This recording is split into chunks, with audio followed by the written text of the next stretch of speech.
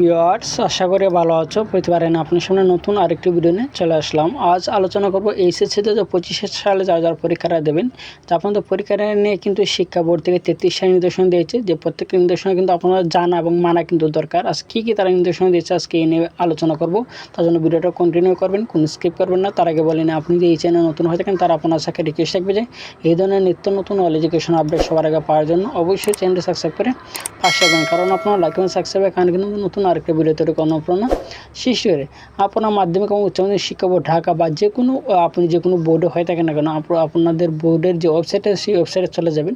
না হয় আমি আপনাদের সুবিধার্থে যে এই ওয়েবসাইটের লিঙ্কটা কপি করে কমেন্ট বক্সে রাখবো, যদি আপনি প্রবেশ করেন তাহলে কিন্তু সরাসরি এই পেজে নিয়ে আসবে। আসার পর কিন্তু দেখতে পারবেন যে এইচএসসি সমান পরীক্ষা 2025 সুষ্ঠু, সুন্দর এবং নকলমুক্ত পরিবেশে অনুষ্ঠানের লক্ষ্যে কেন্দ্রে ভারপ্রাপ্ত কর্মকর্তাদের প্রতি জরুরি কিছু নির্দেশনা দিয়েছে। প্রায় কিন্তু এখানে যে নির্দেশনা আছে, এখানে কিন্তু প্রায় 33টা নির্দেশনা, ঠিক আছে।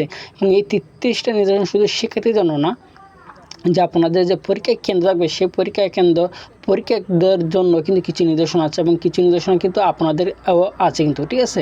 আমি যে 34টা নির্দেশনা 33টা নির্দেশনা যদি আমি এখানে পরে আপনাদেরকে শোনাই, তাহলে কিন্তু ভিডিওটা কিন্তু অনেক লং হয়ে যাবে। আমি আপনাদের সুবিধার্থে যে এখানে যে লিঙ্কটা আছে সেই লিঙ্কটা আমি কপি করে কমেন্ট বক্সে দিয়ে দেবো। সেখান থেকে আপনারা ক্লিক করে কিন্তু সরাসরি এই পেজে চলে আসবেন। আসার পর এখান থেকে প্রত্যেকটা নির্দেশনা আপনারা ভালো করে পড়ে নেবেন পরীক্ষার আগে, ঠিক আছে। যদি প্রত্যেকটা নির্দেশনা কিন্তু আপনাদের এখানে জানা দরকার, ঠিক আছে। এখানে মধ্যে কিছু সবচেয়ে মাস্ট বি, সবচেয়ে গুরুত্বপূর্ণ যেগুলো নির্দেশনা, সেটা হচ্ছে যে আপনাদের যে পরীক্ষা শুরুর আগে 30 মিনিট আগে কিন্তু অবশ্যই আপনারা কক্ষে যেতে হবে, পরীক্ষা রুমে যেতে হবে। এটা আর একটা হচ্ছে যে আপনাদের কিন্তু যে মোবাইল ফোন কিন্তু যে মোবাইল ফোন কিন্তু আপনারা কোনো ক্রমে কিন্তু নিতে পারবেন না। এবার এসএসসি 2025 পরীক্ষাতে মোবাইল ফোনে নেওয়ার কারণে কিন্তু অনেক শিক্ষার্থী কিন্তু পরীক্ষাতে তাদেরকে বের করে দেওয়া হয়েছে, ঠিক আছে। বা কোনো ধরনের ইলেকট্রনিক ডিভাইস কিন্তু আপনারা নিতে পারবেন না।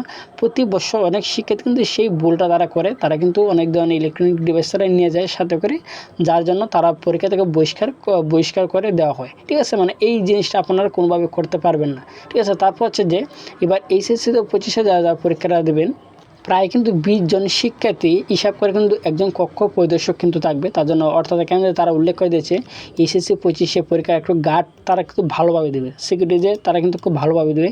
তার জন্য আপনার ভালো একটা প্রিপারেশন নিয়ে যাবেন, ঠিক আছে। আশা করি বুঝতে পারছেন। তারপরে যেন আপনি থাকেন অবশ্যই কমেন্ট করে জানাবেন। আর যদি ভিডিওটি ভালো লাগে অবশ্যই লাইক দেবেন। আপনি যদি এই চ্যানেল নতুন হয়ে থাকেন তারা আপনার সাথে রিকোয়েস্ট থাকবে যে এই ধরনের নিত্য নতুন অল এডুকেশন আপনি সবার আগে পাওয়ার জন্য অবশ্যই চ্যানেলটি সাবস্ক্রাইব করে পাশে থাকুন। ধন্যবাদ, দেখা হবে অন্য কোনো ভিডিওতে।